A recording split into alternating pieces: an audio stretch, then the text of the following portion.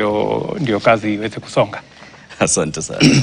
Our first topic for tonight is on the state of the economy, the cost of living, and of course Kenya Kwanza's first budget. My colleague Ayub will take the first question. Excellency, Mr. President, I want to take you back to what you said on the 26th of July, 2022, during the presidential debate before the elections. To quote you, you said, we can limit the taxation on fuel. Take, for example, VAT, which you said, I think we need to rethink about it. That was the UDA presidential candidate. President William Ruto, months later, is proposing to Parliament to raise it to 16%. Why the doublespeak, Mr. President? Thank you very much. Let me start this way. And allow me to give you a bit of context. When I came into office, I did 3 things the first day in my office that I had committed to the people of Kenya. Number 1, I made sure that both operations that were unnecessarily moved from Mombasa were returned. Number 2, I made sure that our police have financial independence. Number 3, I appointed the judges that were supposed to have been appointed, and I committed that I will expand the budget of the judiciary. If you look at the budget this year, we have added an extra 4 billion shillings to the judiciary.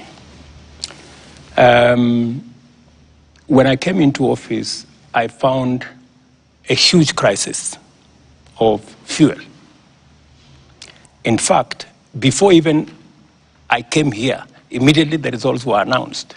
Amongst the first people to come and see me were oil marketers.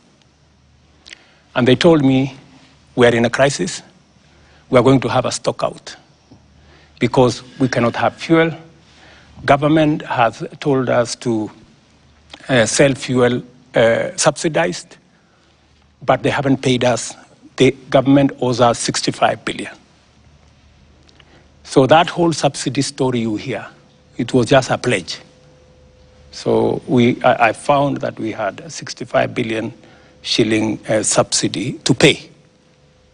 Meanwhile, our financial situation was very bad. And by the way, that subsidy was accumulating at 15 billion shillings every month. I don't know whether you appreciate the magnitude of that.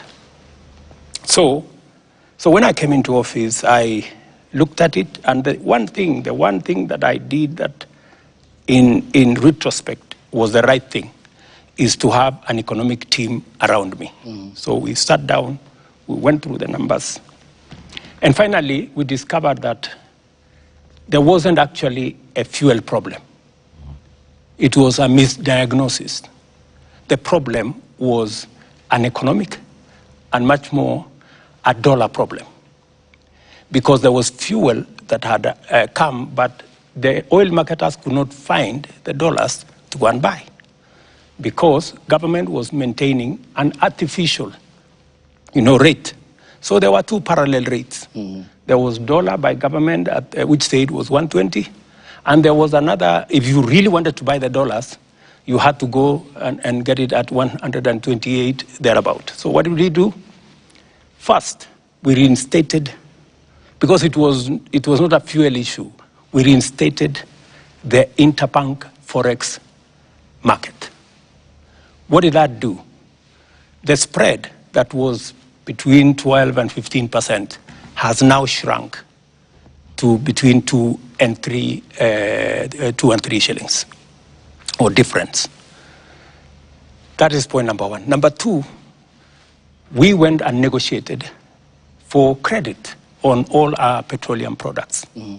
So we've negotiated 6 months to ease the pressure on the dollar.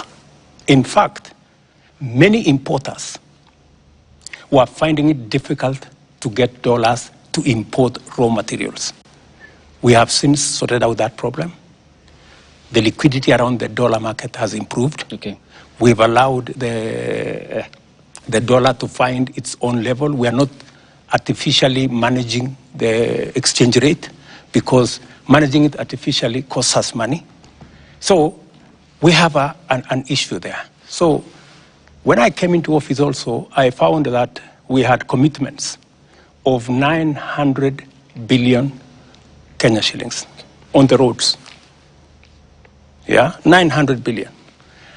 I have tried to work with the various departments, Kera, Kura, Kenha, to try and understand how do we manage this 900 billion.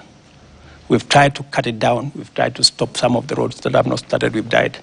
But we still remain with close to about 680 billion that we have to manage. If I have to complete these roads, I need extra money to do it. And every place I go, I was yesterday in Nyandarua, communities, people, leaders tell us, we need a road here, Mr. President, we need a road here. Mm-hmm. We need to finish the Mau roads. You need to finish this. You need to do this. We need an extra road. They were even telling me there is a road called Kinamba to some place. So that whole equation changed. But what have I done? I have said yes, we're going to increase the VAT by 8% for two reasons. Mm-hmm. Number one, because having differential rates, one at 8%, others at 16%, poses a problem, an integrity problem. People use it as a loophole to manipulate numbers, VAT in, VAT out. So the advice that my economic team working with Treasury gave was we must eliminate this loophole that people are exploiting, number one. Number two, this 8% that we are adding is going to give us about 50 billion shillings. Mm-hmm. It will begin to deal with the problem of roads across the country. Okay. But what have I done to balance it out? Because I made a commitment that we need to relook, right? I have removed on the same fuel, as we add 8%, I have removed road 3.5% road development levy from fuel. I have removed 2% of IDF on the same fuel. And to balance it out, because it is the same Kenyan who is going to pay from their pocket, I have removed VAT 8% on gas.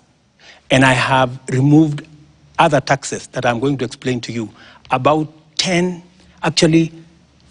other taxes that I have removed to try and even so that we have a balanced budget. Okay. We'll talk about the other taxes as proposed.